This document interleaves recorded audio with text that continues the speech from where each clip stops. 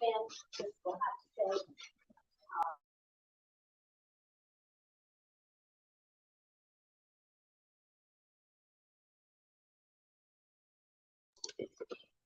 So Roberta, is that you? Yes, can you hear me? Oh, okay. Yes, we were confused because it says Benjamin Buckley. So yeah, I'm using his iPad because my system doesn't have enough power. All right, hang on. I'm gonna put you on as a panelist here. So even though the screen says Benjamin Buckley, that's gonna be Roberta. Yes, that's me.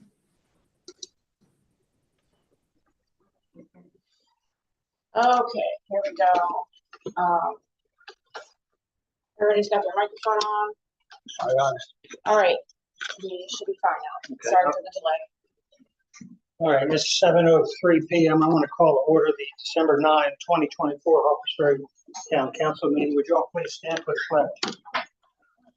I pledge allegiance to the flag of the United States of America and to the republic for which it stands, one nation, under God, indivisible, with liberty and justice for all. Thank you.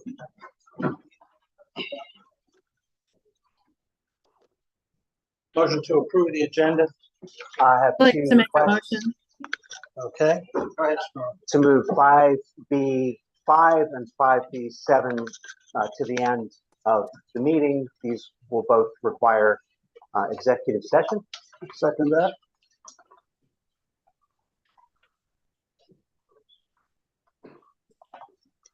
I would like to also make a change to the agenda. Hold on, Roberta. Thank you.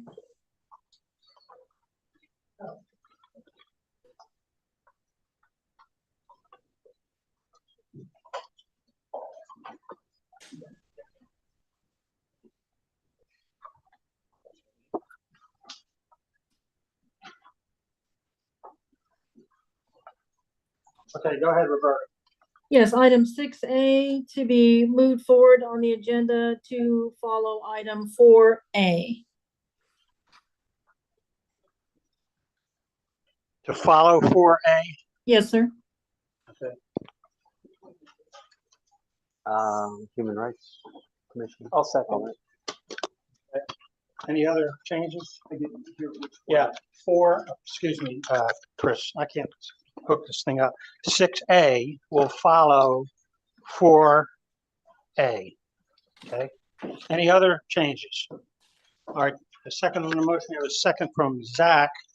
I believe, Storm, you made the motion to approve the agenda with an addendum. I did not make a motion on that, Okay. but I will now. Okay, go ahead. We'll approve the addendum and then we'll come back to the main motion. I move to approve the agenda as amended. Okay, do I have a second on that? Second from George. Discussion on that. All those in favor of the motion? Aye. Opposed? Motion carries 7-0. Main motion. Is there a second on the main motion? Second from George. Discussion on the main motion. All those in favor of the main motion? Opposed? 7-0. Thank you. Public comments, Nina.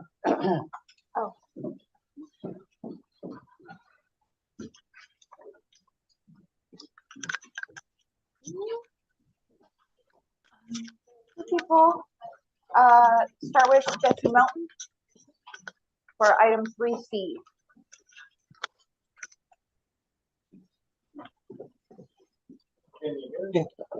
Hello. On now. All right. Good. So some of you may know that our residents at 970 West Ridge Street are moving, which is a serious disappointment for us as a family and a town. Their two young kids are my son's best friends, and they've been inseparable since the pandemic. They've learned how to do everything together, and they are leaving. And a big driver in that decision to leave town has been not wanting to live inside a live concert venue.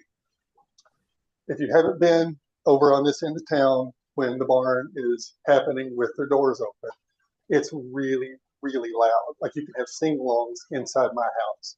With my $700 noise canceling headphones on, I can hear the music. I know what songs they're singing. It's really loud. West Virginia has a wide variety of trans-jurisdictional mechanisms available to us, from mildly encouraging to full-on aggressively punitive. And I don't think any of that's necessary. We have good neighbors in Bolivar. We have good responsible business owners. What we need is diplomacy. We have tried, we have called the county, we have filed, 4 people on our street have written Bolivar in writing, gotten responses from Bolivar. They know the problem exists. And, you know, it's unreasonable to expect a town or another business to change without being asked from authority. I am asking the town council to ask Bolivar to enforce their ordinances that are on the books and ask them to address the barn issue. I don't want them to go away. I like what they're doing. I just don't want to know what they're doing. And that's all. I mean, if they could just shut the door, it would be awesome. You know, and I'd be happy enough with that. And I think everybody else would too. You know, but anything in that direction would be positive for everybody. And that's all. Thank you guys for hearing me. Mr. Melton? Yeah. I just want to tell you, I put an item concerning this on the agenda. Did not make it on the agenda, but I've received assurances this will be brought up diplomatically. Awesome. And I just want to make it clear to all assembled here, this town council, this corporation of Harpers Ferry will not tolerate our families being driven out of town by nuisances. Yeah, well, that is. And I think that should be public policy. Yeah, and, you know, Thank you for coming. it's real and tangible harm to the community, and you know, I think we can fix it with a nice answer. Thank you very much, Jim. Thank you. Oh, yeah. You don't want to hear me go home. Wayne Bishop on 5G3. I promise I won't take the microphone. Thank you for getting me out of the house tonight. I have 2 screaming grandkids in the kitchen when I left, so it's a pleasure to be here. I just wanted to ask for your consideration. I issued a letter of interest to serve on the Landmarks Commission, so I'm just asking for your consideration and support to serve on that commission, and that's why I came. Thank you, Wayne, for taking time to do it. Sorry to chime in again, but Wayne, I want to ask you a question. We're considering in this town repairing our streets, and we're looking at estimates. And speaking as one member of the board who has absolutely no background in highway estimates, and I don't know if anybody else here is in construction. I was going to ask, do you have experience in this? And would you be willing, if asked by the governing body, to be to consult with us on making heads or tails of what the estimates are about? Let's not get into a deliberation on. I don't want to. The answer would be yes. I'm willing to help. I'm familiar with the county details, local details, paving, and how it's done in the county and how it's done in our town. So the answer is yes. Okay, Thank you very much. That's the extent of it. Okay, mayor's announcements. I just have 3 ho-hos. Is there any more? Oh, we have one more, Tim Weiscarver Oh, on I'm sorry. item 6A. Tim. I love the tie and the green shirt. Now. Merry Christmas. Merry Christmas. You're gonna have to help these things. Just hold it there and you're good. You don't even have to put it on. You don't have to- Jesse usually helps me. Yeah, I got it. I don't know if it's working. It's working. Good evening. I'm here to speak on item 6D, I think, the declaration of proposed declaration of human rights, and I'm here to argue against it, against the towns doing that. I remember at the meeting when it was proposed last time, almost before the presentation had ended, there was a motion to do something in that regard. And I remember my feelings going from embarrassment to disappointment to trouble. And I asked myself, who or does the town think they are in adopting such an ordinance, not an ordinance, such a proclamation? To do so would seem to me to be loose completely lose a sense of propriety. It's pretentious and arrogant. I think that far from enhancing human rights, if we were to adopt it, it would do just the opposite. It would trivialize them and make them minimize human rights for us to do something like that. One last thing that I wanted to say. I think that this sort of declaration puts the town council and its members in a somewhat difficult place, in the sense that if you say no to something like this, you risk the opinion that you are against human rights, which of course you aren't, and which is a false argument. Denying or not wishing to make such a proclamation does not mean that you are opposed to human rights in any way, shape, or form. It just means that you are against the town's doing something like that. And you know, you hear that Harpers Ferry residents sometimes have their noses in the air. And this would be a perfect example of what you don't want to do. 30 seconds. I'm done. Thank you. Nose is in the air. Interesting. Interesting. Nina, any more? No, that's No, I'm sorry. Sound of silence. Mayor's announcements. These are all ho-ho announcements. On December 18th, where's Wayne? Wayne, you may want to have your grandchildren down on Washington Street. We got the fire truck and all that stuff. Patty, as we approach that date, let Wayne know. On December 18th, Santa will be coming through a variety of neighborhoods on the fire truck, and if you haven't seen that, it's quite a sight, and it's really a hoot to watch him go by sitting in the back of the fire truck, and I think he's had police escorts and all that sort of stuff. So anyway, we know Patty checked into it. We know it's December 18th, and for the past several years, it's come by my porch about going up High Street right after it got dark, and just as if. So, 6 o'clock-ish. So I don't know what the time frame is, but I'm surprised they go through 1, 2, 3, 4, 5, 6, 7, 8, 9, 10, 11 neighborhoods. Santa and he starts. I think they basically start in Lower Canada. I think. Yeah. So Harpers Ferry. So Santa will be a tired Santa. He'll have his arm in a cast from waiting. So the second ho-ho is we have the holiday cookie walk, and that'll be December 14 at from 1 o'clock until 3:30. And is it $8 a pound? Yeah, $8 a pound. So go pick those up. And then the third ho-ho is we got an invitation. Oh, where will the cookie walk be? Pardon me? Where will the cookie walk be? It'll be in the old liquor store. Right. Look at the cookies. So, First floor of the town hall. Bad optics. Here I'm talking about Wayne's grandchildren coming to the. Now I'm talking about the liquor store. Rum cakes. Anyway, it'll be downstairs where an establishment used to be on that day. The third thing is we have been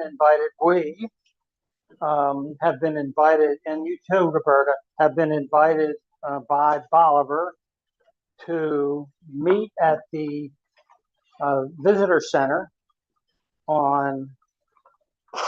at 3 o'clock. Patty, help me out, December 14th.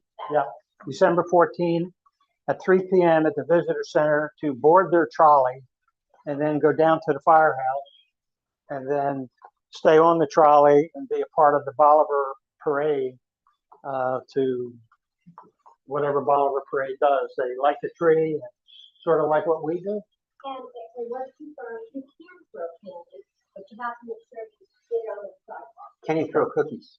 You could throw it. Okay, so those are, three good things. Nina, announcements? Just one that we, Patty and myself are working on a project to sort of review our mailing list for the newsletter. There was an announcement made in the November one, there'll be another one in December, another one in January. So you just need to email me, reporter@harpersferry.westvirginia.us, and just say that you want to stay on the mailing list and make sure that you carry over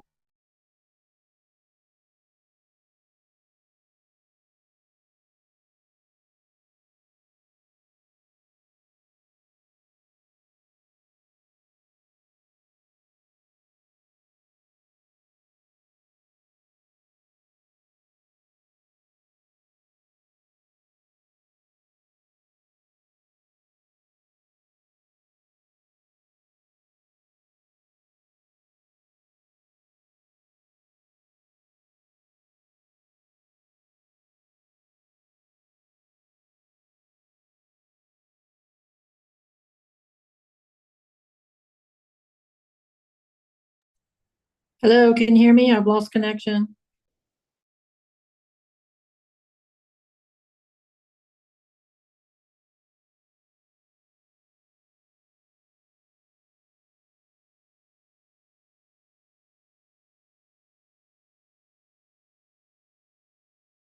I'm serious. It's my fault. That's what happened. I came home. I put it out. It's not working. completely dead. Okay. It doesn't look. Are we Doesn't dropping seem- it? Do we know? It or- was my fault. I Oh, okay. What's at home? Okay, community announcements, I gave up. superintendent. You're up. Not the other superintendent.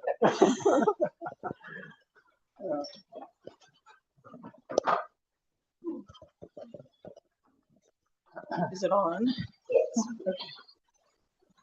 Good evening, everyone. Good evening. It's very nice to see you again. I know I've been absent the last few meetings. Your council meetings kept falling on federal holidays, unfortunately. I do have a few announcements from the park. First, I wanted to thank the council and the Dark Skies Committee for inviting the National Park staff to come and sit in and hear about your ideas related to night sky on November 15th. We share your goal of using light at night in a sustainable and responsible way, and we look forward to continuing that collaboration with you. I also want to thank everyone from Harpers Ferry who helped host the park's Old Time Christmas programs this weekend, especially the Harpers Ferry Women's Club, and hope the residents who participated enjoyed themselves. I would especially like to thank Mayor Vaughn for offering remarks at our opening ceremony on Friday. And regarding the spirit of the mayor's remarks, I would again like to state how very much the National Park Service values working with the corporation on issues of importance to Harpers Ferry, both the residents and the visitors. Starting in January potentially, and to reduce the herbivory pressure on our woodlands in the park, we will begin to conduct our deer management operations again this winter. We do not have exact dates yet, as we have to get that straightened out with our cooperator who handles the management operation. But I can tell you that, again, all operations will take place in the evenings, the late evenings, after the park is closed to visitors. And we will certainly make sure that we are announcing that and letting both the towns know when that's going to start, because there will be nighttime gunshots coming from Maryland Heights, Loudon Heights, Murphy Farm, and Schoolhouse Ridge during that period. Finally, just a quick note. I'm sorry I don't have more information about this, but regarding the upcoming project to replace the staircase on the Byron Bridge, C&O Canal, of course, it's their project and they're working on it. We have a meeting with them next week, as does the Appalachian Trail staff. It's an internal Park Service meeting just to catch us up. The other two parks catch us up on where they are right now with their schedules. We definitely need to have this conversation because we have a lot of public communication and the shuttle bus service to figure out still, and make sure we've got that all worked out before the closure begins. So that's what I have tonight. And I wish you all a very, very Merry Christmas and Happy Holidays. And if you have questions, let me know. May I ask a question of the park superintendent rather? Go ahead for the superintendent. Yes, thank you. Superintendent, this is Roberta Mead Curry. Good to see you. Good evening. I have a hard time with your deer program, I know, but is there another way to be more humane than the gunshots? I know Harper's Ferry residents use archery, and how do we know where the stray bullets go? Is there a more humane way?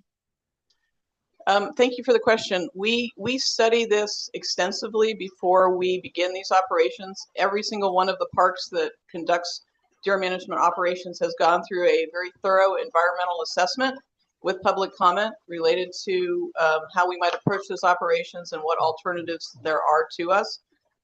Because we use professional sharpshooters, very few bullets go astray. And we have looked at other ways of controlling deer populations, but we have not found one that is in fact more humane than our professional sharpshooters. And then are you shooting towards the residential areas? We would always avoid doing that. Okay. All right, thank you. Thank you, Superintendent. Thank you. Approval of minutes for November 11th, 2024. Nina? Yeah, so I have 3 corrections that were submitted to me from the minutes that were submitted. One, Mr. Buckley did not speak during public comment. He spoke during the presentation on the Human Rights Commission Proclamation Day. So he's being removed from the public comment section. Also, the tally vote for item 5B, I think it's 7, was not, it was unanimous, but it was not recorded. I accidentally put them side by side and forgot to copy it down. And then also ORC did not present a report. I thought that the report was presented, but it was not presented. So that will be stricken from that.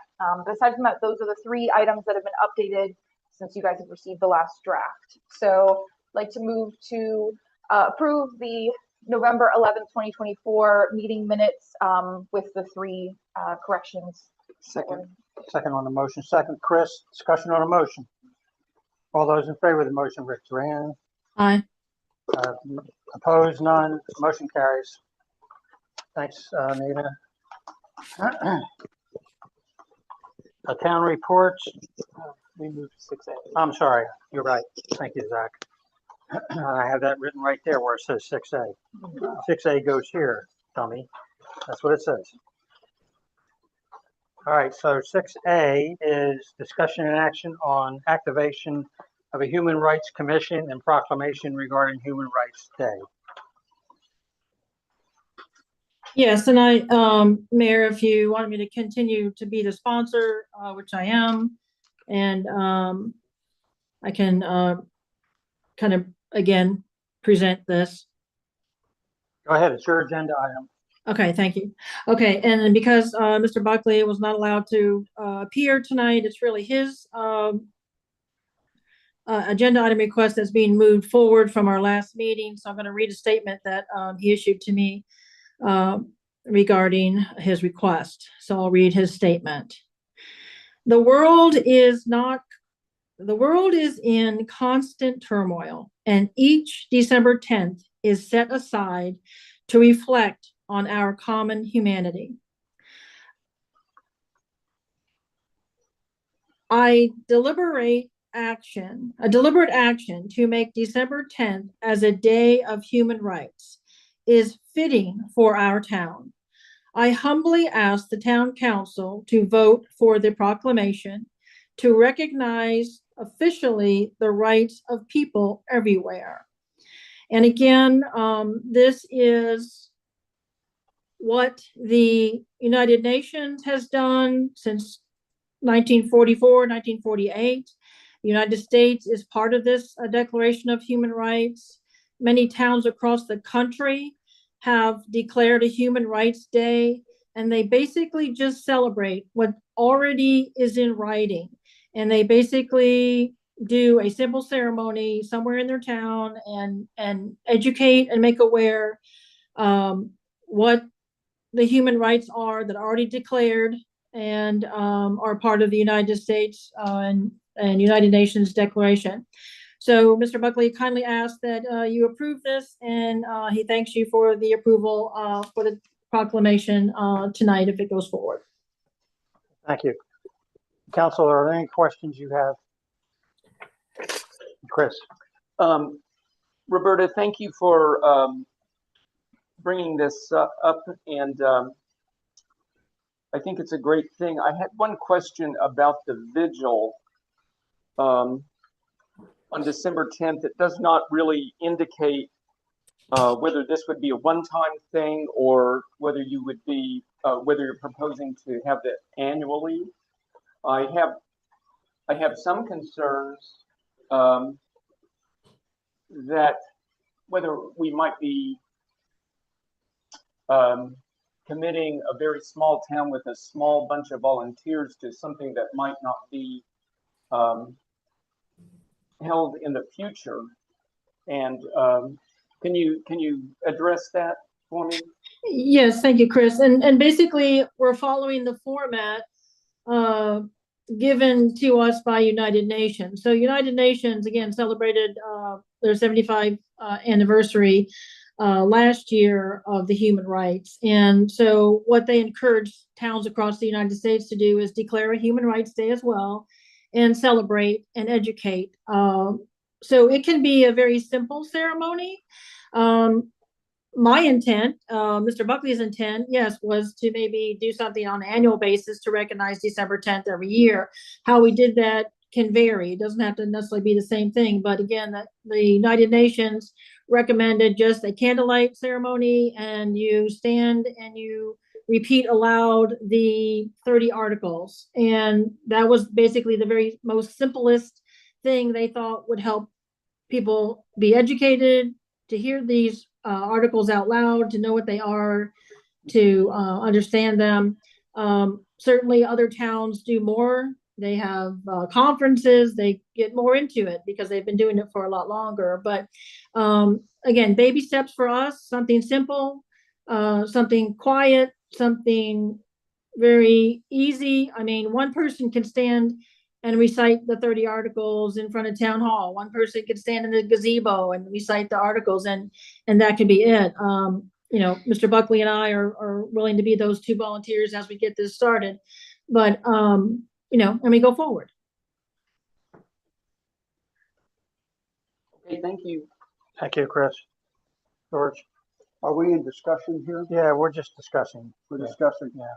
Okay, thank you, Roberta, and thank you, Chris. I share Chris's misgivings, if you want to call it misgivings. I don't think it's an accurate word, about committing the town, this small town, to a ceremony every year. I like the idea of the town declaring the day as a day to recognize human rights. And so I would be prepared to make a motion to, when it would come to that stage, to recognize that day every year. And if our citizens wanted to, on their own, get together in a club or a group or an association or something, I'd even take part of that. But as far as committing the town and its resources, I'm not in favor of that. Further, on the articles, 90%, 99% of these I agree with. I'd say I agree with all of them. However, some of them seem to me to be partisan in nature and don't have an embracing constituency. For example, the right to Social Security. Now, I'm a great fan, in fact, I'm on Social Security, and I really want it, and I like what it did for my family. However, I want to be respectful of the fact that there's some individuals who can disagree with me. Similarly, the right to desirable work and join trade unions. I'll state openly, my family is very strongly union. However, I also respect people who are not strongly union. And there's a couple other of those. Also, in the whereases, there's some items here that some people may have trouble with. I don't, but some people may have the failure of our country in this regard. It says is resulted in unnecessary suffering, discrimination, deportation, and death. I'm not really into jumping on board a statement like that for the whole town. Law enforcement is brought in for criticism in here. And once again, I think that's something that we don't need to go down the road on completely. So I have those reservations. And when we get to the point of motions, I have a motion for recognizing the day. Thank you. Thank you. Roberta, there are, by my count, eight whereases. I would like to know, were any of the information in these whereases different from what's contained in the United Nations? Okay, thank you, Mayor. Let's go to whereas number 3, which is basically reciting Articles 1 through Article 30. Those are exactly as, again, the short version, the United Nations is authoring. Okay, so those are typed in exactly from the United Nations as their short version. The articles can be written in longer version, but these are the short and sweet way they have published them. Okay, so those are word for word. Okay, the other items are basically taking the same format that the United Nations recommended, template basically that other towns have adopted. And so we are just basically using their same template. The only thing that I believe changed for us was obviously the last paragraph, now and therefore, putting our names and our Harper's Ferry name in there, and then the whereupon paragraphs at the bottom. Okay, so everything else was pretty much the same, used by other small towns and recommended from the United Nations. Okay, article number 14 makes no sense to me, Roberta. Again, sir, I didn't write the Declaration of Human Rights, and I cannot speak to what Article 14 really means unless we read the whole thing.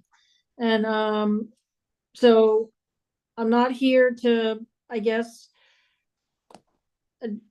change the writing of what's already been adopted by the United States and the United Nations. I don't have that authority, and neither do we.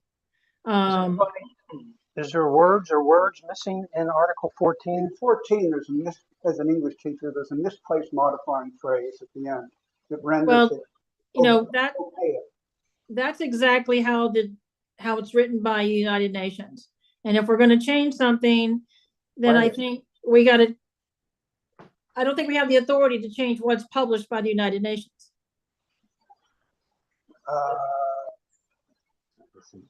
That makes no sense. I think the word "to" is missing. Say what? I think the word "to" might be missing. Yeah, there's a word missing. It makes no sense. Yeah. Or that, yeah. If I may, thank you, Roberta, for bringing this forward. I think it's important that the people in communities stand up at times. I also would like to echo Right, asylum. some of the concerns expressed by both Chris and George. And that if we were to issue a declaration, I know we had also discussed activating our Human Rights Commission. This might be something that we could look through, since we really don't understand its full meaning, including the articles. And it's not, I don't think, town council's place and time right now to vet through that. I would be in support of a motion like George described, but that the declaration, I think, requires a little more work. Yeah, and I hate agreeing with George. But he said that many times. George makes a lot of good points when, George, you brought out some of the issues that you had concern with in some of the whereases, and I echo those concerns. Zach, you had your hand up, and then Nina. I just want to address some of the comments and some of the public comment that we had on this as to whether adopting this is more performative than functional. I think that a better word to describe it might be symbolic. It's more of a symbolic gesture to embrace things that the UN has established, and I think that grassroots efforts like this help support it across the board. And given the state of the world today and where things could go in the next few years, I think it's important for us to support, if not this here tonight, then something very similar to it in the near future. Thank you. Nina, and then Chris. I mean, well, I wholeheartedly agree with the document as it stands and as it is as like a citizen of the United States. I kind of feel like it's a little bit outside of my scope of my role here in Harper's Ferry. There's a lot of line items here that just really don't apply to us. And so that's part of my hesitation with going forward with making a declaration. There's a lot of things in here that we as a town have very little ability to uphold. Things like asylum, things like some of right to social security, things like that. So that's part of my hesitation, is just that I think this is almost outside of the scope as to what we do here in like a local community. But I'm okay with, declaring the 10th as a day where we maybe reflect on things like this. But my hesitation with adopting the whole policy is just I'm not sure exactly how it applies to what we do on a day-to-day basis. Okay, thank you, Chris, and then Zach again. Based upon the comments I'm hearing, and I agree with some, and I agree with others less, but I think our town has a human rights ordinance. I would definitely like to see that commission activated. So if we can set aside any controversy on the proclamation itself, I would like to move that December 10th be declared Human Rights Day in Harper's Ferry, and that the town work to activate our Human Rights Commission according to Ordinance Article 137. I'll second that. Okay, second. Any discussion?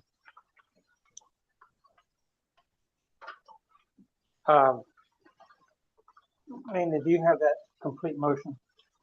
I believe so. Move that December 10th be declared Human Rights Day in Harper's Ferry, and the town work to activate the Human Rights Commission in accordance to Article 137. Yeah. Okay. Any other discussion here? And then all in favor of the motion? Opposed? Aye. Motion carries unanimously. I will say for the record that Chris, this commission was put together 2015, I believe. And I believe Wayne activated when he took over mayor. He did have a 3-person commission. I don't believe they met. Any, do you know? Yeah, their terms have all expired.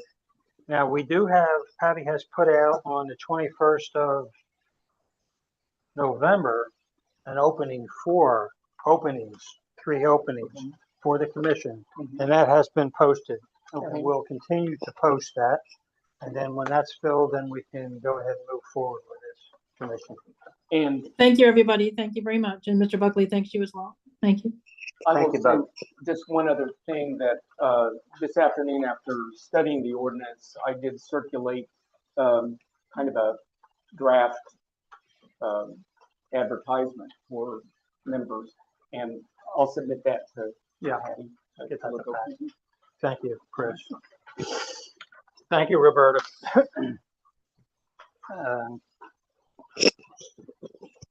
Where am I? I'm good, right? Okay, go. Yeah, we're back to normal. Okay.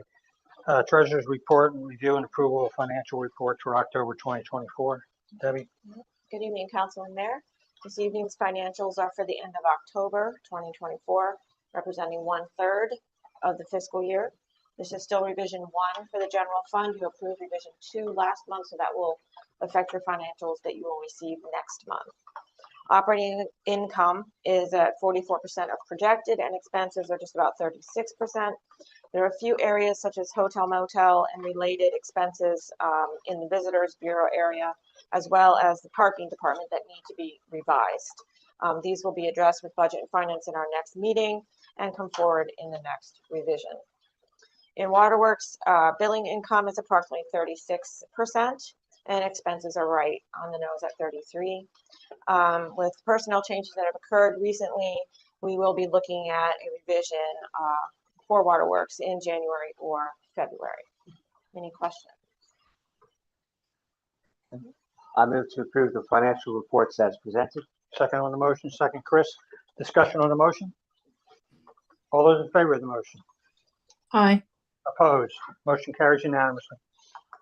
Okay, you have a list of invoices here, all having to mostly do with projects that various vendors have been working on for us. Any questions on any of those? I move to approve the invoices and purchases as presented. Second from George. Discussion on the motion to approve. All those in favor of the motion? Nay. Opposed? 1. Motion carries.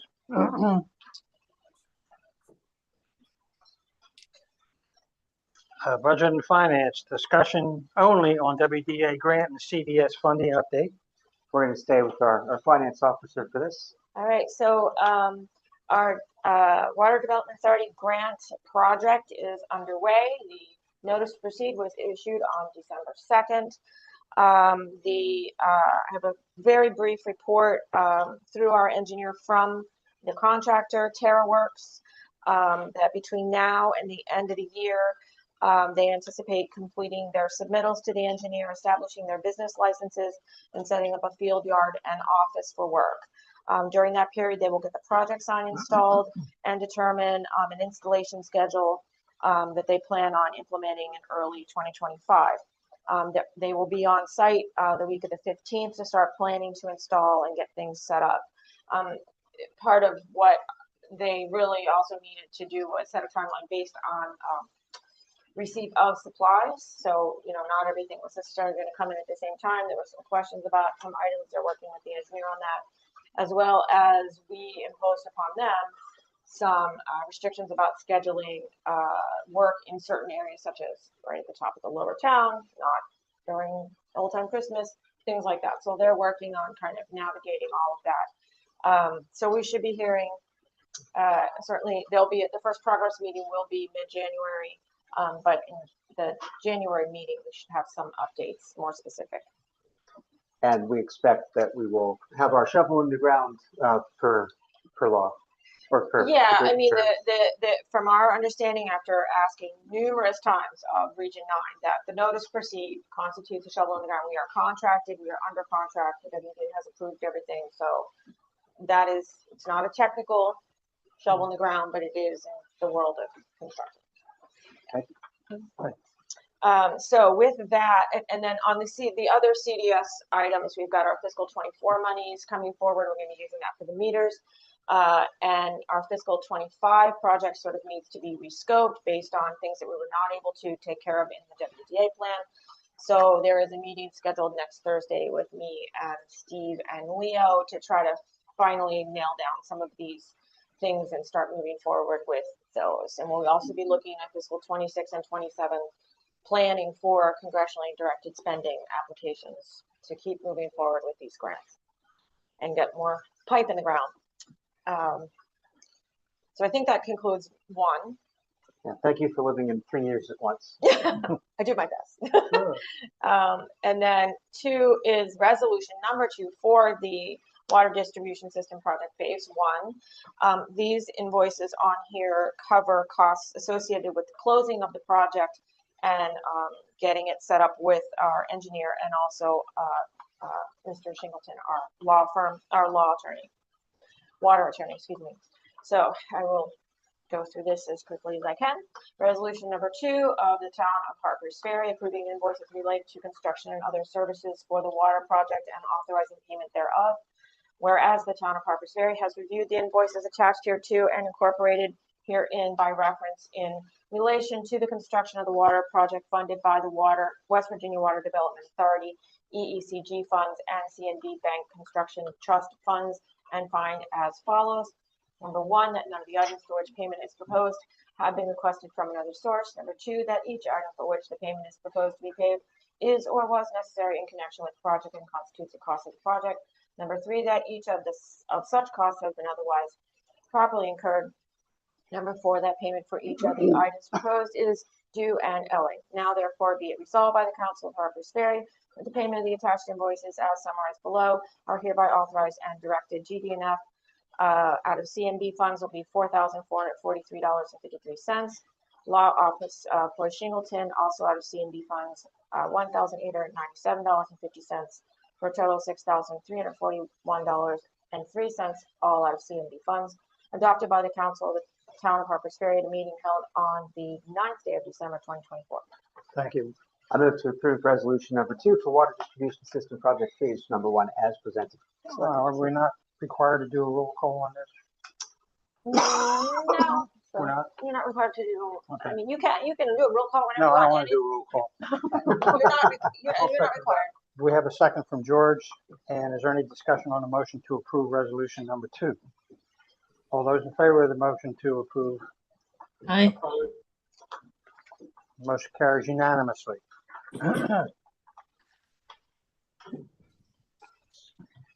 Discussion and action regarding Parks and Rec Cookie Walk. Yes, this is for the aforementioned cookie walk in the space downstairs whose former purpose will not again be mentioned. And this is for various and sundry supplies that they require to hold this event. I move to disperse up to $300 from 402 to Parks and Rec for the cookie walk upon receipt of the appropriate paperwork. Second on the motion, second Chris, discussion on the motion to approve. All those in favor of the motion? Aye. Opposed? Motion carries unanimously. Discussion and action regarding HFPD budget. Yes, so the police chief and Verlissa presented a detailed budget and prioritized them. And Budget and Finance is recommending covering some of these expenses completely, some partially until we have a clearer picture of fiscal year 25's final revenue numbers, and others that, based on the police department's priority, can wait until the town is able to set additional funds aside. So these include additional lockers, which will cost a little under $300. The chief's computer is out of date and very slow. The cost of keeping it functioning is becoming greater than the cost to replace it. And we are recommending that it be replaced for a little more than $1,600. And police department taser is also out of date. And we are recommending replacing 4 now, potentially 2 more in the spring. And the total for those 4 is roughly $17,000. And the final item for right now is additional safety barrels and barriers. And this cost will be split among the police department, waterworks, and maintenance departments, which will all be using them. And that's about $3,200 for 12 barrels and 8 barriers. Right. So I move to approve up to $300 for evidence lockers and up to $1,700 for a new laptop from 700 police department supplies, and up to $17,000 from 976 Public Safety for non-lethal weapons, and up to $2,000 for safety barrels and barriers, with the amount to be split among Harper's Ferry Waterworks, the maintenance department, and I missed one. And the police department, and that they will be marked as property of the town and kept in the vacant space at Town Hall. Thank you. Second on the motion. Second from Zach. Discussion on the motion. George. I have a question. I'm sorry, and I don't know anything about law enforcement, but 4 tasers or 7, that's a pricey item. And so my question is, how many times have we used tasers in this town in the last year? Did you talk to the chief about that? It was discussed. Yes, we had a lengthy discussion about it, and Mayor may want to chime in with his background as well. But Yeah, it's not amount. Yeah, really is not the amount of times tasers have been used, you could ask the same question when they go out and spend $2,000 for 40 caliber ammunition. How many times have the police shot somebody? Sure. 0. How many times tased? I'm not aware of any, but it is the principal non-lethal weapon that agencies carry all over. And they are expensive, but Yeah. it beats the alternative. Sure. Well, my reason for asking that is if they're not used very often, and unlike guns with bullets, you know, there's an issue with that. Do we have one for every officer is the idea? Yeah. They They're can't share required. them? They're required to. They are tied in with their other equipment for, So it's a non-share item. correct. Got it. Okay, well, that satisfies my qualms. So 2 points of clarification. One, my hand was up for a point of clarification, not a second. So I think Chris also, for the record, Oh, okay. Chris can second. My other one was, could you just repeat the cost number for the tasers? I think I heard 1,700 and then 17,000. 17,000. 1,700 was the laptop. Laptop. Thank you. We only need one of those. That's Thank God we don't need 10. No, Yeah. they are non-lethal, All right, And any other, usually. any other discussion on the motion? Oh, Yes, Roberta sir, has I one. have some questions. Go ahead, Roberta. Yes, I think, Zach, you're up my alley. I'm hearing different numbers when you gave us a rundown of the budget storm versus what you made a motion on. So could you repeat those? Because I think there was one that was $3,200, but yet you approved up to 2,000. So if you could run through those numbers again, I would appreciate it. The motion is the correct numbers and it should be $2,000. Okay, thank you. That's the one where the cost was being split. Correct. Yeah, it's because the cost was being split amongst departments. And Okay. No, yeah, it had been changed this afternoon, so that's a good catch. But what I read in the motion is the correct version. Okay. Any other discussion? All those in favor of the motion? Opposed? I'm approved. I'm okay. Motion carries unanimously. Going to handle that. Discussion and action regarding damaged light on Potomac Street. Yeah, I think this has been mentioned before that a vehicle struck and damaged one of the light posts along Potomac Street. It needs to be replaced and we have confirmed it will be covered by the motorist's insurance company. So this funding that I'm going to make the motion about will come back to us. So I move to spend up to $4,000 from 751 Streetlights Materials and Supplies to install a new light fixture on Potomac Street, replacing a fixture damaged by a motorist. Second on the motion, second Chris. Discussion on the motion. All those in favor of the motion? Opposed? Aye. Oh, sorry, I'm for. What was your vote? 4. Okay, thank you, Roberta. Motion carries unanimously. That's a quick Go question. ahead, Zach. Not directly related, but in that we're talking about street lighting budget. There's a couple of street lights that are out, and I never know where they should come up, but there's one on High Street and one on East Ridge. So if we're considering budget for replacement lights, I don't know if that falls the same way, but I just wanted to put that out. Is it the fixture or is it The bulb. Oh, well, we already have, we're waiting for Potomac Edison to do their sweep of the lights and it's authorized. Police report, you've got that. Do you want to add anything, Melissa? The only thing that I was gonna ask Chief to touch on is the police department did put out some notification that we are going to be a drop-off location for hats, gloves, coats for, students at Shipley, Harvest Ferry Middle School and possibly, Blue Ridge Elementary. They're doing their own major drive, so we may not have to give them a whole lot. But there is a real need at Shipley and a desperate need at Harvest Ferry Middle School. They specifically asked for lighter weight jackets like fleece or hoodies because the students don't tend to wear coats and so, but they're in desperate need of stuff. So we're going to be a drop-off location for that if anybody is interested. And could you wear a mic? I can't hear her. What sizes will they accept? Middle school is pretty much 5th graders through 8th graders, so they're probably like youth sizes that are a little bit larger. They didn't give me specific sizes, but if anybody's interested, I can reach out to them and ask them for that information. The elementary school's biggest request was gloves. The cotton ones are good for when they're going back and forth to school, but they said they needed insulated ones, and I guess a variety of sizes to cover kindergarten through, the 4th, 5th graders. But I can ask for specific sizes if anybody's interested. They didn't give me that I much think detail. that's enough to go by. Thank you. Yeah. Can they take checks as well? There is a link on, we do have a link. One of the flyers is posted out here on the bulletin board, but they have funds set up. All the schools have funds set up through the Jefferson County Board of Education, and you can donate money directly to them. We're not allowed to accept the funds for them, but you can donate it to them. Thank you. You're welcome. ORC, you have that. If you have any questions, let me know and I'll pass them on to Kevin. Planning Commission, Zach? Yes, Planning Commission has met a couple times since our last town council meeting, one regular meeting, one special meeting. Discussed a number of topics that we're not ready to present any recommendations on yet, but we will likely at our next meeting. And the latest draft of the comprehensive plan is in my inbox. I have to distribute that to the Planning Commission. We're looking at one last round of edits before we get to the part where we prioritize the objectives for the next 10 years. And after that, it begins the public hearing process to get it to town council. So we're close. Early new year is still the target for the comprehensive plan update. And we also heard a request that we're taking very seriously for a rezoning application for a lot on Washington Street.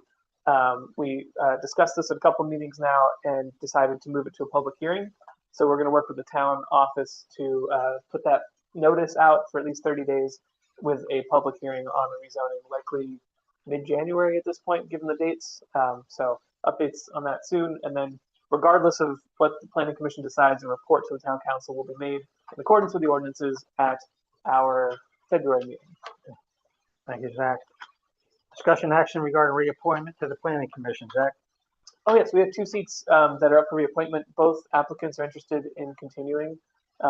So do we want to handle one at a time? Yeah, or- one at a time. So I nominate Jesse Milton to fill, I don't have the numbers, his current seat on the Planning Commission for another term. Any other nominations? For that seat. What's the seat number, Patty? Okay. Because I can look it up pretty quick. I'll close nominations for the seat number. Yeah. So, and Give me then 1 I'll second. open nominations again. Gotcha. I don't want to close nominations. It's a Go 5-year term, right? Nola stated that it's for his current seat, so whatever number it is. He's seat You got it faster. 7. Okay. Any other nominations for seat number 7? Hearing none, nominations are closed for seat 7. Nina, would you call roll? Yeah, Storm DeCostanzo, Yes. Chris Craig, Yes. George Owens, Yes. Zachary Morse, Yes. Roberta Mead Curry, Yes, myself, yes, Mayor Vaughn, Yes. and that's unanimous. You have another vacancy? Yes. So seat 5 is also has a term ending at the end of this month. That seat was held by Paul Thomas. I think last month we appointed Emily Eads, who lives on Fillmore Street. She's been great so far and has expressed interest in continuing. So I nominate Emily Eads to seat 5 on the Planning Commission for another term. Thank you. Are there any other nominations for seat number 5? Nominations for number 5 are closed. Nina, call roll. Storm DeCostanzo, Yes. Chris Craig, Yes. George Owens, Yes. Zachary Morse, Yes. Roberta Mead Curry, yes, myself, yes, Mayor Vaughn. Yes.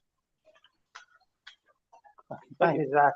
Water Department General Report from the PWA. He is in training. Water Commission report. Mike? Yeah, that's for a couple of things actually.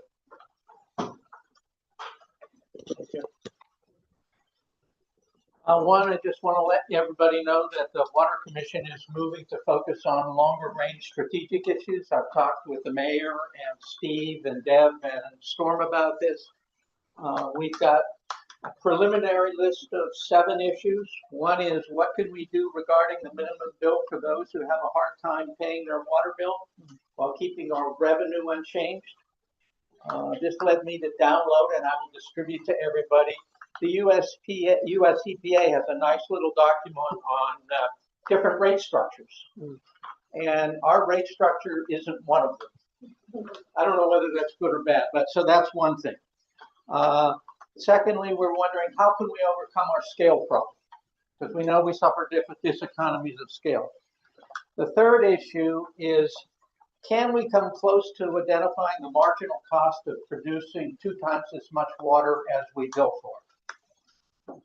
Said another way, what is it costing us to double the amount of water that we produce? Fourth, assuming we can reduce our leaks, what options, if any, are there for to sell excess water? Because we clearly have excess water. Fifth issue is, how should we respond to the PFAS issue, including the recently awarded grant to the West Virginia rivers? The sixth issue is, what can we do in terms of long-range financial planning? And the last issue is, how might we engage with the rapidly rising demand for water in Jefferson County to be sure that we protect Elks Run? And this is likely to be particularly pressing given the water bottling plant that plans, if it goes through, will do 1.4 million gallons of water a day. And you put that together with a lot of the development that's happening, and we just need to do what we can to protect our. So this is preliminary. I think at our next meeting, we'll decide which of these we want to take on, and if there are any additional ones. Just so you know that we're heading in a strategic direction. That's issue one. Issue two, we had a customer come to us with a kind of a strange request. What the customer did is they have a house and a garage on their property. They've taken the garage and converted it into a rental. Unbeknownst to us, a number of years ago, they extended the water system to cover the what is now a rental. They are now asking us to put in an additional meter so that they don't have to pay for the water to the renter. Now, the issue that comes up is when we do an additional meter, there is an impact fee. And the impact fee is $29.75, I think it is. And we went into executive session. We included the customer in the executive session. And the customer agreed that they would pay the impact fee for when they first did this, which was a number of years ago. And it turns out it's $29.75. It hasn't changed. We have not yet installed the meter. So the customer has come back to us and said, you're causing me grief. And we believe we should have some relief from the $29.75 fee because we've been slow in installing the meter. We talked about this in the Water Commission, and the Commission is, at this point, needs your advice. We're going to come back to you with a recommendation, but we want to come back with a recommendation that will work for all of us. The one recommendation is that we considered their request and denied it and asked him to pay the $29.75 impact fee. The alternative is we fear, we don't really know, but we fear, given what we've heard, that there are a number of other of these. And is there a way to get them into the system? And one way to get them into the system is offer a discount on the impact fee, a one-time discount for anybody who comes forward. So that's where we're at the moment. So basically a water meter amnesty? Yes. Yeah. Yeah. So I don't know where we're going to come down. It's going to be one of those two. That'll come at you probably at our next Water Commission meeting. Okay? There's one other wrinkle. The customer knows the PSC and has been talking to the PSC, and the PSC has apparently told the customer that they should be exempt from the impact fee, and the customer is, I don't know if threatening is the right word, essentially saying that if we don't give him some kind of a reduction, that he's going to have the PSC case before us. So that's that issue.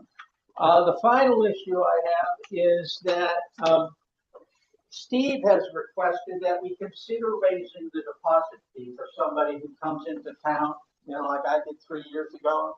And you get connected, and you have the deposit fee is $50. And apparently that hasn't changed for a long time. And we might either want to link it to inflation, or we might want, so we're considering raising that, and that's going to come at you probably soon. Okay, that's it. Looking forward to it. Yeah, thanks for putting that Roberta. gigantic steak on your plate. Yeah, yes, Mayor, are we allowed to ask questions of, Sure. Mike? And, is these items officially on our agenda to discuss tonight? Yeah, you can ask Mike any question you want. Okay, thank you. Mike, my experience is when you put a second meter on a house, you're basically declaring that multifamily, or you're declaring that 2 single-family homes. So I think we really need to look into that. I strongly suggest we don't put a second meter on situations like this. It's setting a bad precedent.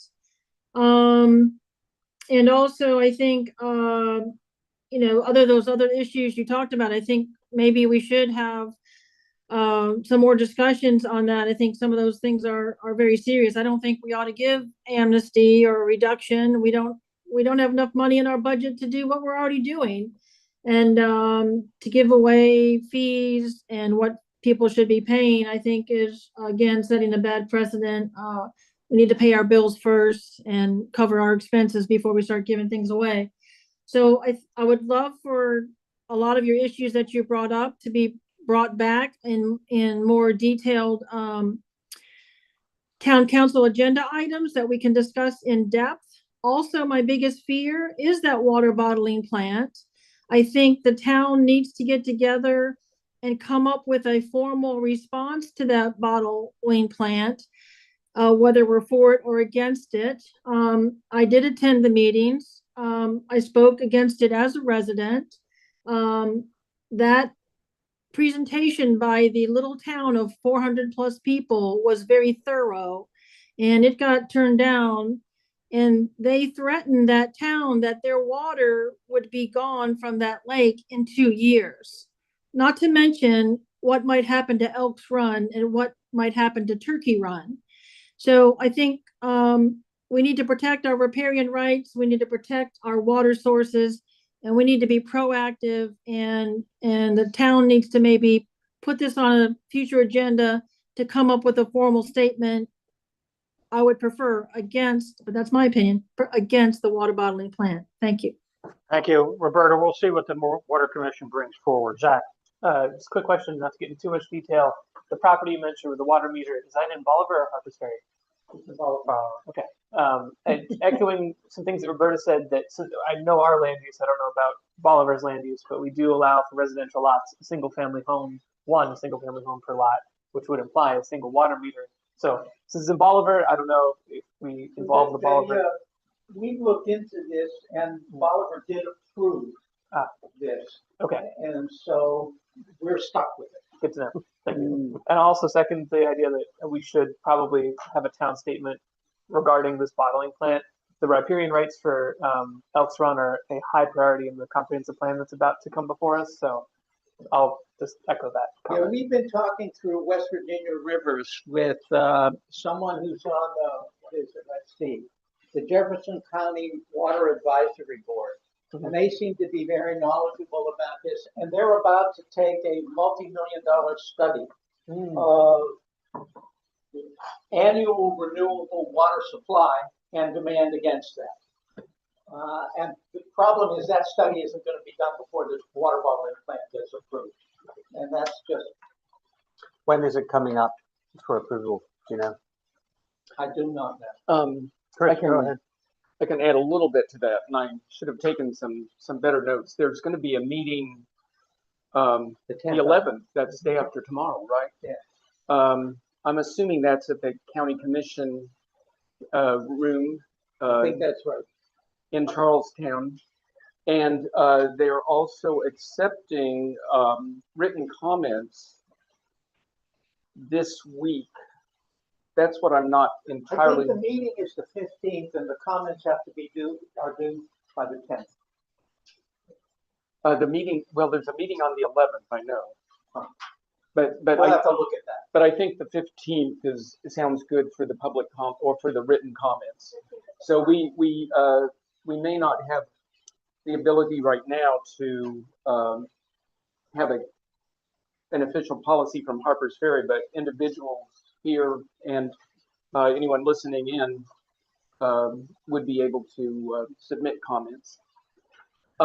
If I could add one other thing to what Mike said, he's mentioned the grant to West Virginia Rivers on the issue of PFAS. That's an EPA grant, and West Virginia Rivers is starting to advertise to find at least one and probably two community ambassadors who would be working on the PFAS issue through the Eastern Panhandle in the 3 counties.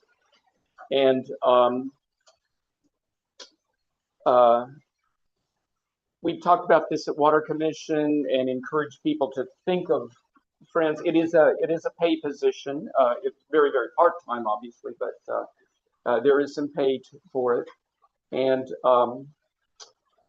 if you know of anyone, a go-getter who could work on this issue among the various communities impacted, including Harper's Ferry, Summit Point, Martinsburg, Ransom.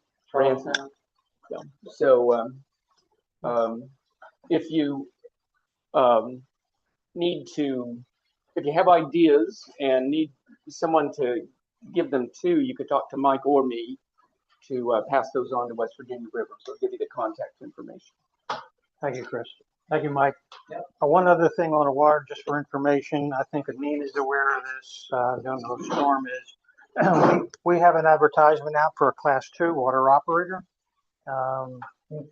because we desperately need a Class 2. Our contractor is leaving soon, within weeks. We do have an applicant that came forward. I've asked Nina to activate the IOC as quickly as possible to conduct an interview. So that would be IOC, George and Storm and Nina. If neither of you are available on some reasonable dates in the future. We're already taking action on this. Okay, We met so earlier everything today. is, we're good. Okay. So just want everybody to know that we may have a successful applicant here. Landmarks Commission, who's handling that? I'll handle that. Last meeting, we approved windows for 898 Washington Street, very nice windows.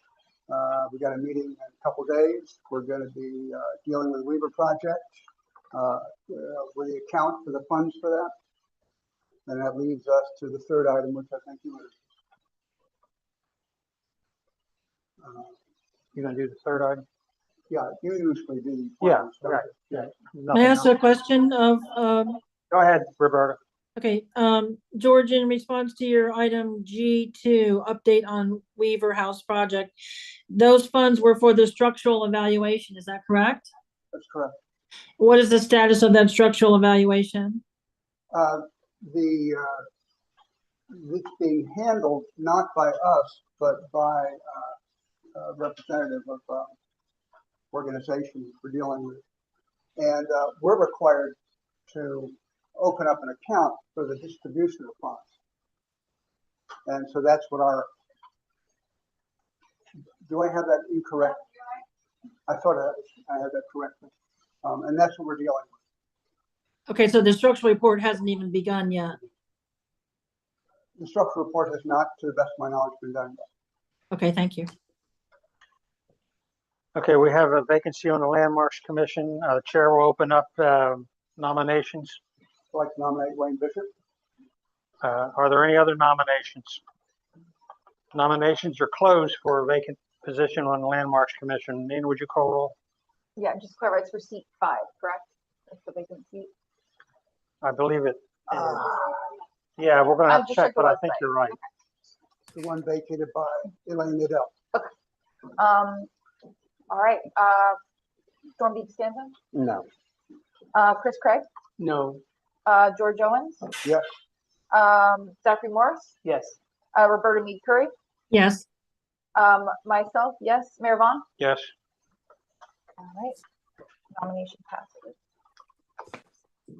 IOC, Nina? Yeah, so just an update for right now. We met earlier today, IOC met earlier today with the company that is working on the website. We had our kickoff meeting today where we got sort of a breakdown as to what the timeline would look like. And actually right after that meeting, was reached out to by the first team that we'd be working with, which is essentially doing sort of a data scrape and mapping for what our future website will look like.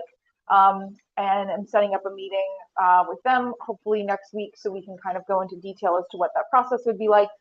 We're looking at starting the design process in the new year, so we'll just continue to kind of update everyone on a monthly basis as to where we're at with that. And so with that, the new year will also be selecting color schemes in the logo and everything like that. I'm working with the design team for the website to package that all together nicely for everyone for a presentation then. So that stays up there. Roberta? Yes, Nina, thank you for doing all that hard work. And then real quick question for the website design, are you going to have public open house to get ideas from the community on what they would like to see on the website and how usability and, you know, friendliness and things that they see that are not working and should be working and et cetera, et cetera? So we're working with templates through this group. So they kind of have like a basic set of templates that they use for city website design. So we'll be leaning on their expertise quite a bit. I think during the initial phase, until we have like an actual really good prototype to present, I want to hold back on doing any sort of presentation. We could potentially consider that though once we have a really good draft, but that will not be for a few months. Okay, thank you. And for certain, we'll be going to the different town hall departments and getting input for the site. Especially and committees and commissions for their individual pages as well. If there's nothing else, I have a point of information. Question? Go ahead, George. Sure, I didn't hear the vote announced on the appointment to the landmark. It passed. By? It was 5-2. 5-2. Thank you. Okay. Thank you, Nina. Parking, general report. I don't have one. Nina, you have a general report other than Roman numeral 2? No, just Roman numeral 2. Would you cover discussion and action regarding 2025 parking policy? Yeah, so the parking policy is mostly the same for 2025. The only thing we've added is contractor permits to be used on specific areas of Potomac Street, specifically the 3 loading park and parking spaces on Potomac Street. These are they'll be getting, it's for contractors to be able to get a specific type of pass so that they can park in those spaces so that they're not parking on High Street for extended periods of time. So they can reach out to Verlissa and they can get the unique contractor passes for those areas. So that was added to the parking policy. Roberta. Yes, can you be more specific on what you changed on the policy and what page and what paragraph, please? Page 3.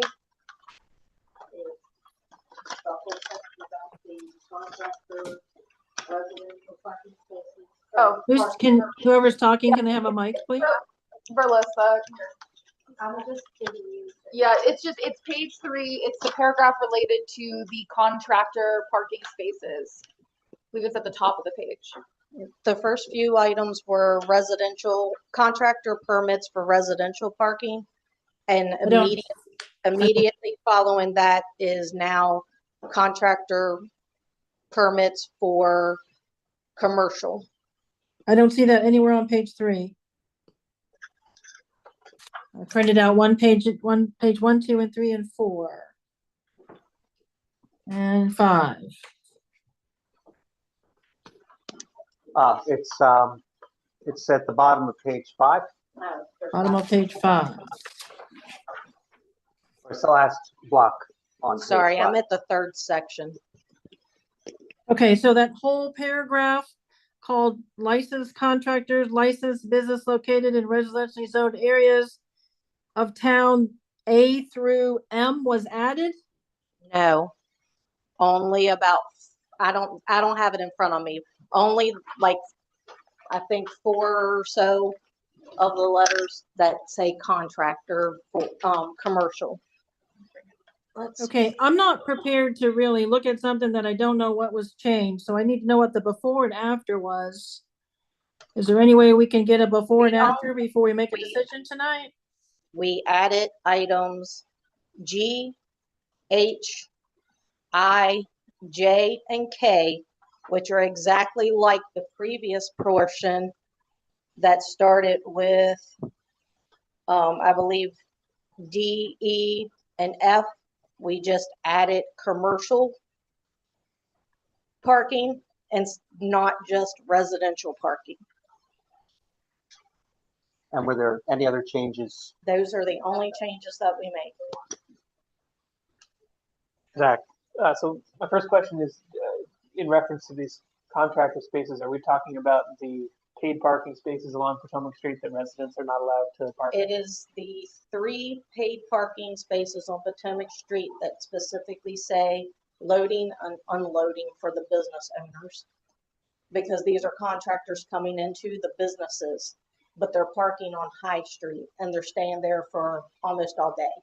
So we're trying to give them an option of a place to park off of High Street, but it's not taking up all of the paid parking. The follow-up is, we've chatted with the merchants about using the loading and unloading spaces for this. The loading and unloading takes place very early in the morning. There's not going to be an impact there, Zach. And if there is, we'll deal with it. The main issue is to get the contractors' trucks off of High Street, that they leave there from 8 o'clock until 4 or 5 o'clock in the afternoon. So.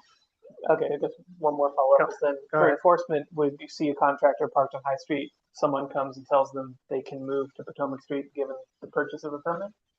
Is that the Yeah, I believe that's what they're going to be doing. We're hoping when they apply for their business license, we can give them the permit information and they can apply for it. And then on the specific days that they're going to be there, we're going to have them contact the police department so that we can say, put a cone out and say, this is the spot you use. I move to approve the 2025 parking policy as submitted. I'm very sorry. Go ahead, George, real quick. Thank you very much. On 3K, I see the selling of hang tags, etc., shall be grounds for a penalty. There's no penalty specified. Do you have any idea what the penalty is, and who determines that? I'm on page 4, item 3. K.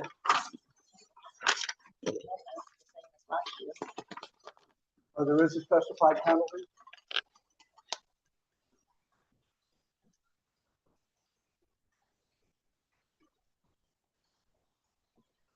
The penalty is the revoking, it's covered in L, revoking of the parking guest permits. For that business? L, yeah, L covers what the penalty would be revoking the parking guest permits. Okay, thank you. Is there a second on the motion? Second from Chris. Discussion on the motion, Zach. My discussion point would be that I see we list the 3 zones for paid parking in town, but it doesn't list the cost per hour. Do we need to include the cost per hour, or should we include the cost per hour in the policy? Probably I think it'd be a good idea. better not to. Yeah. Why not? It's recorded as part of our official documents, and then to need to bring it up to council every time. If we can, if you wish. I don't understand what you said. So I don't believe we should. That every time a move needed to be made, it would need to come up to town council. I'm not in favor of that. It is recorded as part of town policy. It is recorded town policy. You're just objecting to have to bring it to council every time you want to change it. Yeah. I guess point of Go ahead, clarification, would Zach. it not have to come to us anyway? I mean, who else would It change would, the- but we would have to redo the policy every single time, the full document, versus Yes. just passing the actual monetary amount. So I Yes. think that's the Okay. hesitation. Gotcha. Any having other to redo the discussion? policy. Yes, I have something. Go ahead, Roberta. Yes, I want to make sure that there's no other changes, because again, the changes weren't highlighted or marked or so we knew what was going on with this document. So are there any other changes that we should be aware of in this document that aren't clear and present in front of us tonight? No, there are no other changes. That's the only change that was made versus for the 2024 to 2025. Okay, so those items on page 5 really are items G, H, I, J, and K. Is that correct? Give me one moment. Let me open it up and just double check.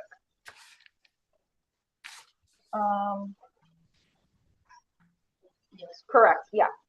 Okay, thank you. Any other discussion? All those in favor of the motion? Aye. Opposed? Aye. Motion carries 6-1. Dark Sky Committee, is that you, Storm, or who is that? Sort of me and Or- Zach. or Zach? I don't know. It's I missed the last meeting, so I'll defer to Storm. Oh, yeah, no update at this time.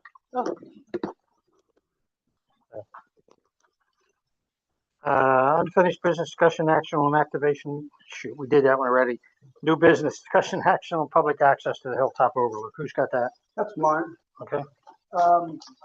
We have been several months since we've heard from the representative of the Hilltop Company.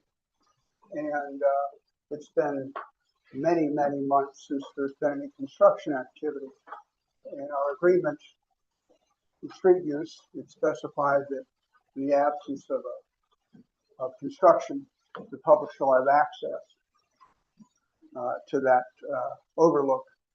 I've heard from a number of folks, in fact, guests of mine, who said they, during the nice weather, of course, would have been nice to walk up there and take a look over the overlook. I think the town has missed an opportunity for our residents and for our visitors to stand out in the overlook there, really the best view, and take a look. So I think it's time to get the ball rolling on getting access as we're agreed on for the public, pedestrians that is, for the overlook. I know that there's always a danger when there's even the hint of construction, but I've lived in cities where they build skyscrapers and the public walks down below on a regular basis. So I don't think it's too much of a yank to have the corporation, the Hilltop Corporation, go and put up some safety measures so the public can walk out there. And of course, it won't be like it was before when you can pull up a car, but we have a new season coming on. I'd like to get the ball rolling on this, and I have a motion, if I may. Well, let's just hold off there for a minute, George. I think that there are, before you put the motion on the table,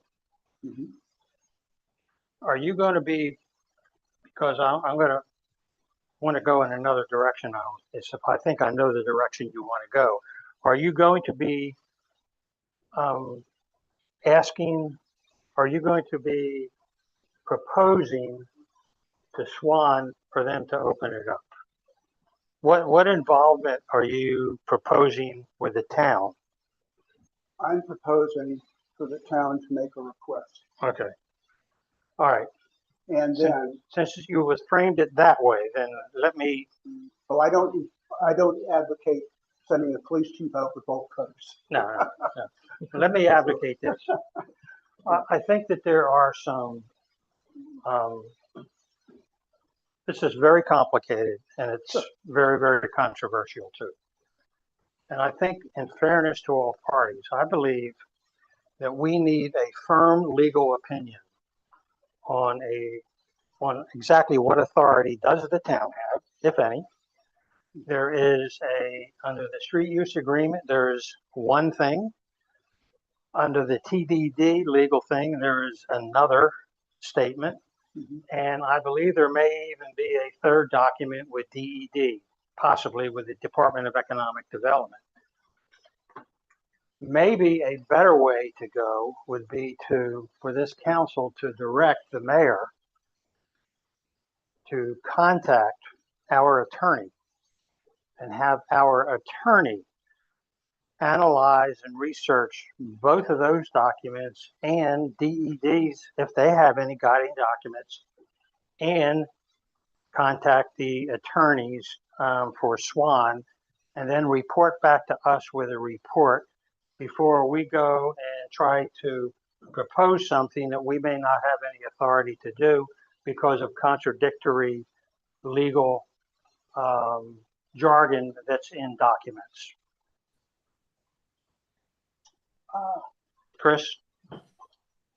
I think it's great to start that kind of consultation, but I also agree that it's been a long time. We've heard next month an awful lot of times, and it's been a long time for about a third of the upper town to be fenced off, including lots of people's favorite viewpoint. And I think along with starting that kind of consultation with the lawyers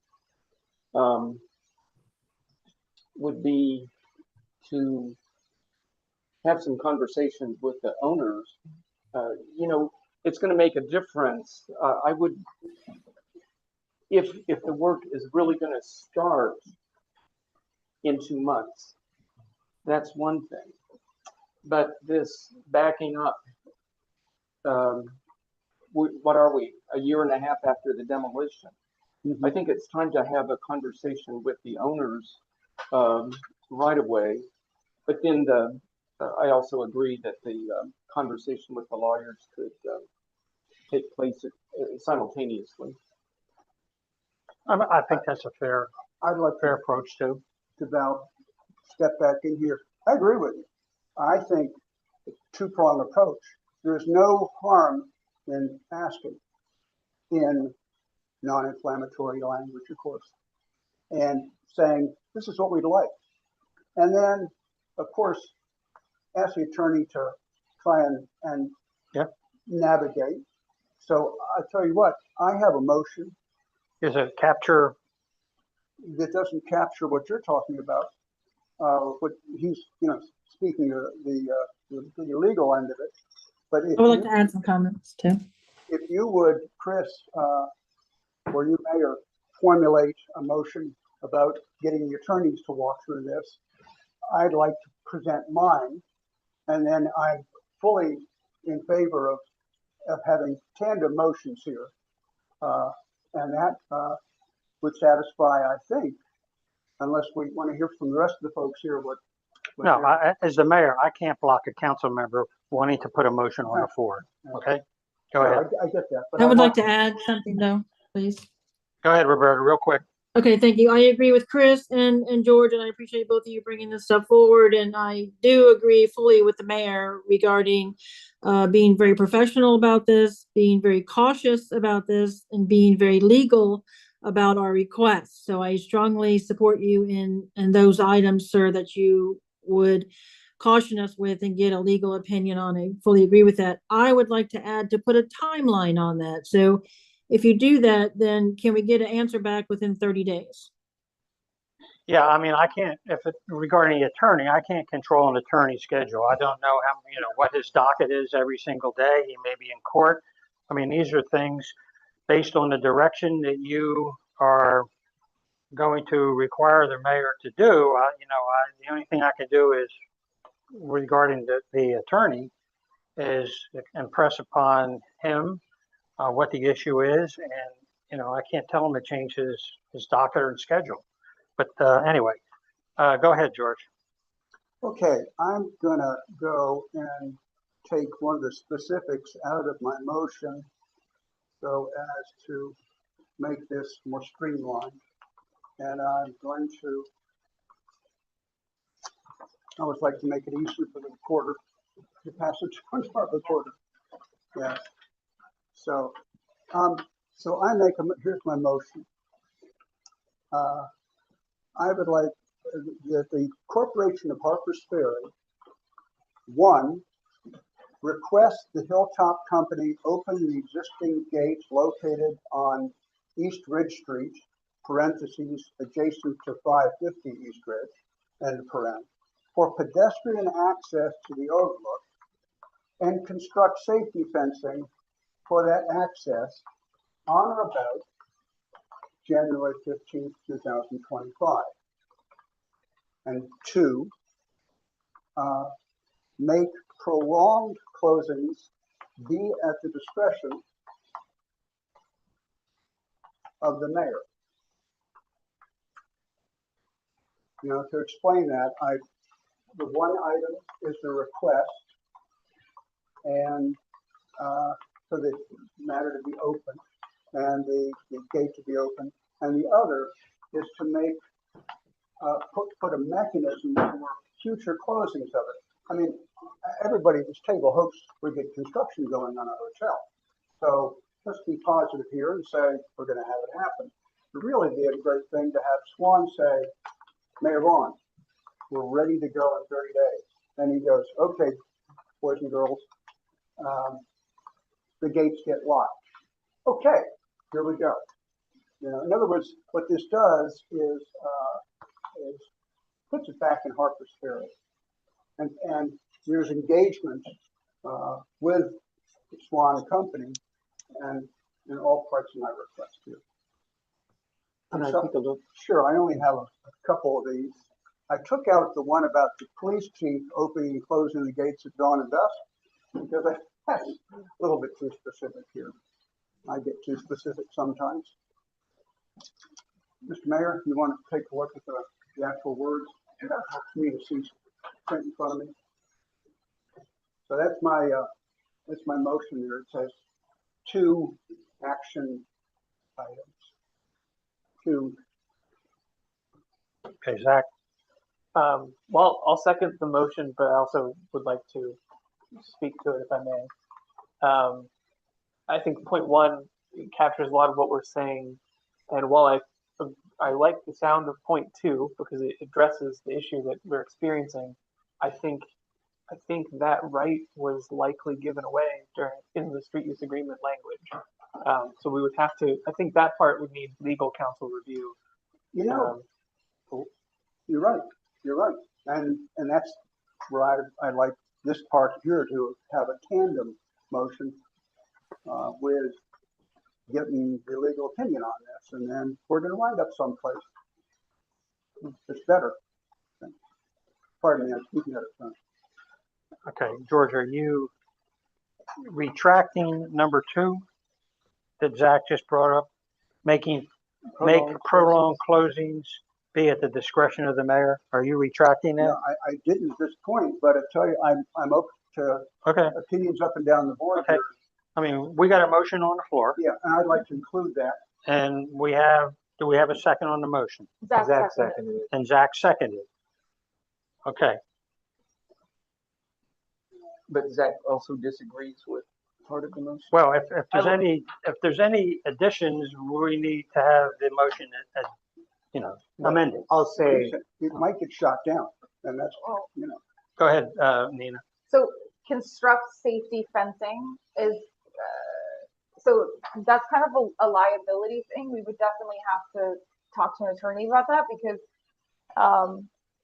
there's a lot of nuance into the legal responsibility for safety. And so, if they're taking the responsibility for constructing that, we would need a lot of legal opinion on that. That's a complex An awful lot. Yeah. Storm and then Roberta. Yeah, so on number 2, I agree with Zach. Like, it's very explicit that it is Swan that notifies the town when there's a shutdown, and to change the street use agreement requires both parties to agree. So this simply would not be enforceable and provocative. And in general, I think this is on very shaky legal ground, and I think inadvisable as well for the liability issue and to not be directly discussing. I wholeheartedly agree that restoration of the promontory view is good for the community and we all miss it.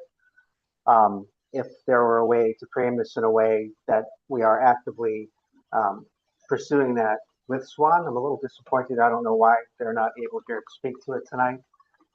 But I feel like that this motion for the reason stated will not accomplish anything. What did your last words you say? Will not accomplish anything. The motion as presented will not accomplish anything. I withdraw the second portion of this motion and really make it number one. And that is the request. As Is a there second, I'll agree with I'll agree. Yeah. Okay, so And your, yeah, wait a minute, Roberta. So your withdrawal and your number one will stay as is to, which includes constructing safety fencing. Yes.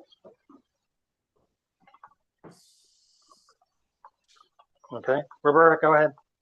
Yes, 2 points. I think, again, technicality, I think we need to put the correct name of the hotel operator, if that's going to be Swan Investors, or we need to get that legal name correct, that's who we're going to be asking the request of. And then item 2, I think the date is going to make us fail. So by putting a date in there, I think we're already set up for failure when we can't even meet that date, or Swan can't meet that date, or the legal opinion can't meet that date. So I would probably strike the date from this, leave it a little more open-ended. But I think your item 1 on your motion, and maybe I'm proposing to amend the motion, is we do what the mayor suggested. Item 1, go get our legal opinions lined up, go get our a legal attorney to weigh in on those 3 documents, the TDD, the DED, and anything else, before we move on to going to Swan Investors and making a request. Because if we don't have a legal right to make the request, we're looking foolish. So I think we got our ducks in the wrong row. If we can kind of rework that a little bit, I think that might be better. Okay, I don't think any amended motion has reached the floor yet regarding legal. Nina? Yeah, I have it's kind of like a redraft. Can I just read it and then here we go. The motion that the Corporation of Harpers Ferry work with attorneys to draft a proposal for Swan to reopen the existing gate located on East Ridge Street, adjacent to 550 East Ridge, for pedestrian access to the overlook, with a draft to be presented to council by January meeting. Now for, instead of specifically citing just opening the gate, saying to restore access to the promontory, which will allow for other methods to do that.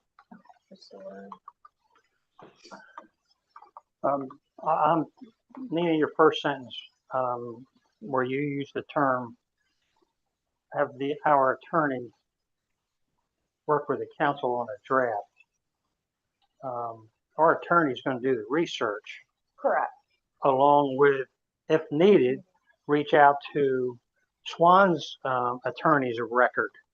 And that's what attorneys do. They cooperate with one another. So I want to make sure we capture all of that in there. The way your first sentence reads, I don't have a good feeling about that. How about, since you had recommended taking on the project, that the mayor of the Corporation of Harpers Ferry work with both town and, is it Swan LLC? I believe that the ownership of that changed when we changed the deed about 2.5 years ago, and the first word on that was Hilltop. Fine.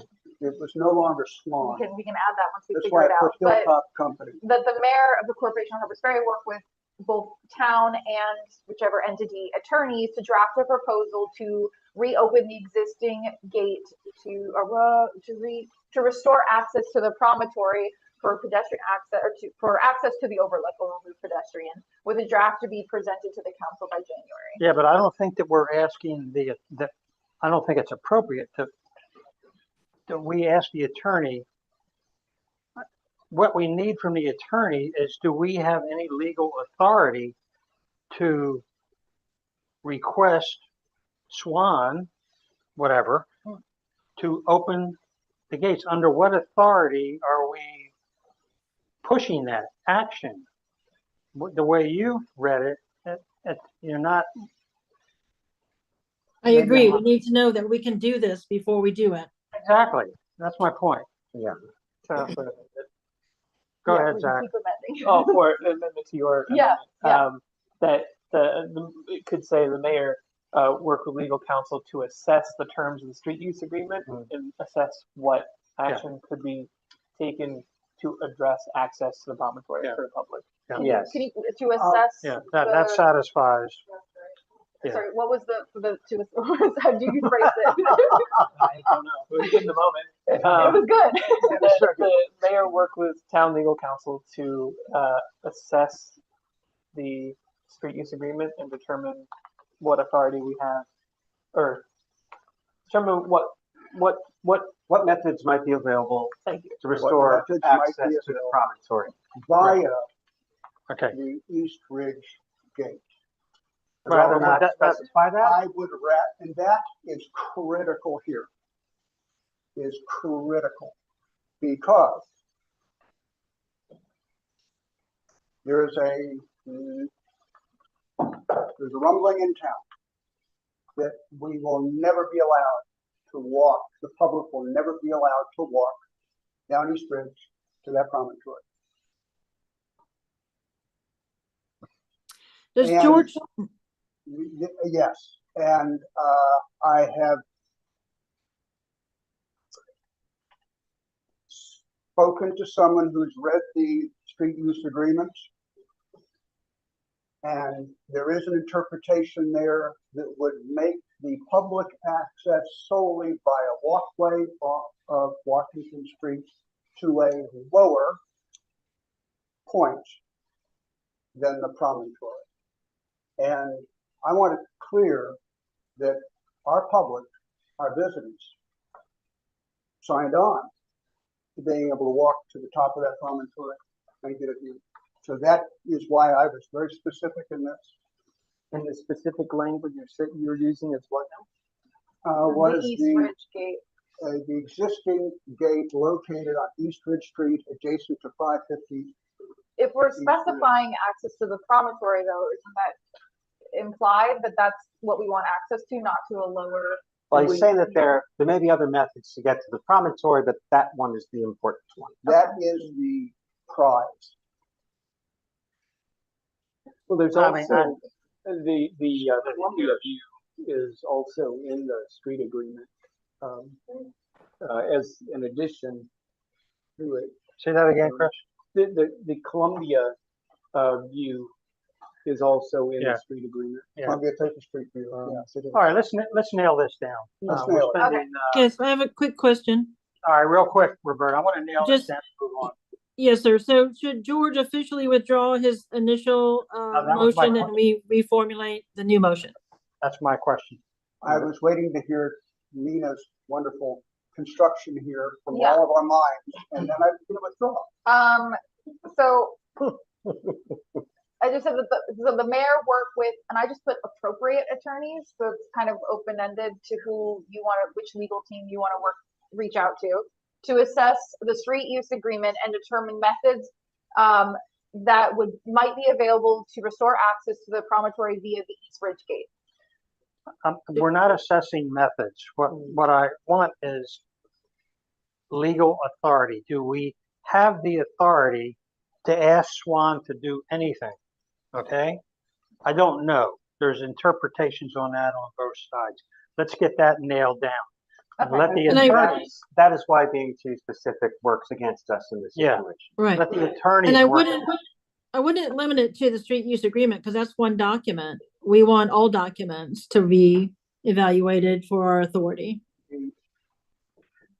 Yeah, I mean, that's why I said, Appropriate documents. Roberta, I don't know if in Charleston, there are guiding documents that establish the TDD that is now under the auspices of the Department of Economic Development. I do not know if Right. the DED even has some separate language that they've proposed or in their regulations that are in addition to the street use agreement and the TDD agreement. Okay, so I'll cut that even further. That the mayor work with appropriate attorneys to determine legal authority to restore access to the promontory via the East Ridge Gate. That is very simple and elegant and all embracing, and it gets whatever attorneys you want, and it also gets whatever jurisdictional authority you want to research. I could also attorneys. Could we Or legal simplify advice. appropriate attorneys just to say counsel with, Oh, yeah. with counsel. Let's switch it out to council, because then if you wanted to, it's reach out to someone that was not. And what I Say that again, Chris, do it. just replace appropriate attorneys with counsel. Yeah, yeah. The other thing that I'm wondering if it needs to be addressed, I mean, I'd like to see it addressed in the motion, is to include that direct contact with Swan right away too, so that we can start that conversation as well. Say, look, many citizens in town miss this view, and if we're talking about a January startup or a February startup, it's one thing. But is this going to stretch into next November, next December? Could those be two separate motions, maybe? Well, it could be, or maybe combined. Yeah, I mean, this is the chicken and the egg. I think we need to do the legal, get that out of the way first. We determine with authority that we do have certain authorities, either in the TDD, the DED, or what's all the other acronym? The street use agreement, street SUA. That we have these authorities first. Once we proclaim that we do that, then I think the next steps, or maybe we can even do it in concert. I mean, maybe what this body should do is in your motion, direct the mayor to consult with the attorney to determine what legal authorities that we have, and then also direct the mayor to meet with Swan, whatever we want to call them, officials, and to find their intent, for opening it up and doing what they're going to do. You're right. We have not had any conversations. Okay. But anyway, Zach. I just think the piece to add on there is request an updated project timeline that could be presented at a public meeting so that everyone's on the same page. I think with that, once we know what their timeline thoughts are, it could answer a bunch of these questions. But without, I'm sure that it's a large project. They must have that. It has to exist for a project of that scale. So they could share that with us, then we have a better context. That's fair. But again, I see this as a two-pronged thing. I see that we do with a legal thing, and then directing me to address what Zach. Yeah, I think it's important that they take place simultaneously, because if they had information that we don't really need any legal authority, it's going to happen soon. Right. Yeah. This might be a moot point. Might be approved. So I don't know where we are, Roberta. Nina, I'm sorry. That's okay. So the only thing is that, does the mayor work with appropriate counsel to determine legal authority to restore access to the promontory, and currently it's via the East Ridge Gate, and for the mayor to make contact with Swan on this subject. Okay. My only hesitation is that because it specifies via the East Ridge Gate, that if there is an alternative access point, that we are kind of rolling it out with this motion. So do we have another way that we maybe want to? Can we add the phrase and other access points, so that way East Ridge is still in there? And other access points. Thank you. All right, George. I withdraw my original motion. Thank you. And I will make a motion. Go ahead. That the mayor work with appropriate counsel to determine legal authority to restore access to the promontory via the East Ridge Gate and other access points, and for the mayor to make contact with Swan on this subject. Is there a second on the motion? I second. Second from George. Discussion on the motion. All those in favor of the motion? Aye. Opposed? Motion carries unanimous. Okay. Okay. Thank you for the long period of time. Sorry. Get up with something. Storm, would you? Are we finished with the agenda except for the? Oh, yes. Okay. Yes. Storm, could you reach around, and I'm going to have to declare the authority. It's West Virginia Code what? The first one, right? 6984. I know. Here, let me officially do it. Take that. All right, council.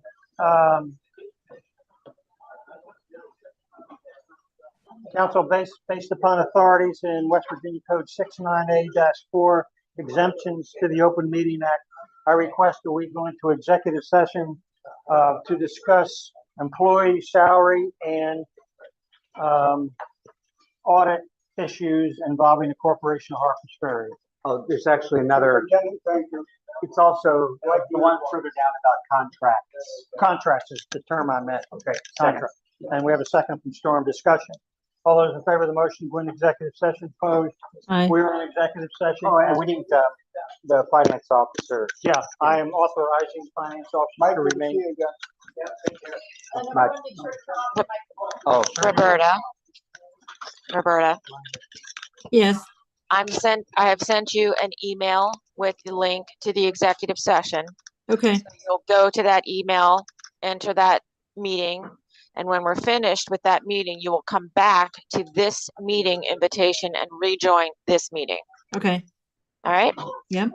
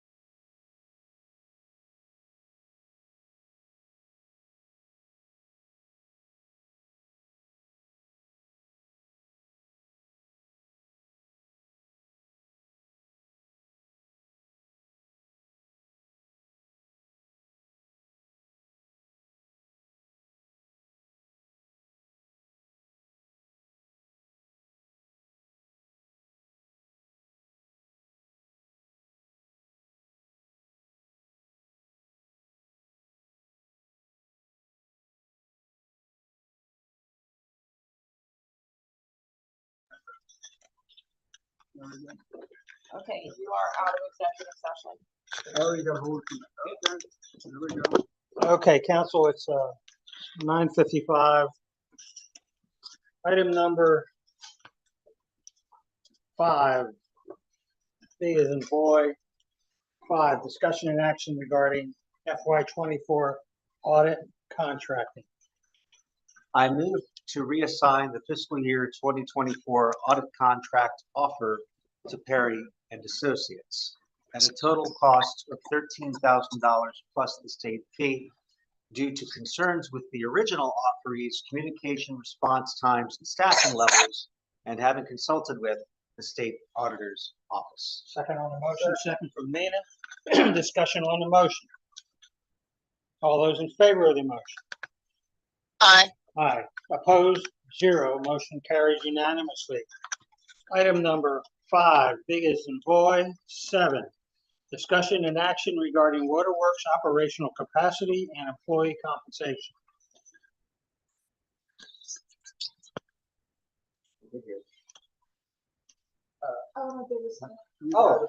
Oh, right, sorry, I was wild over there.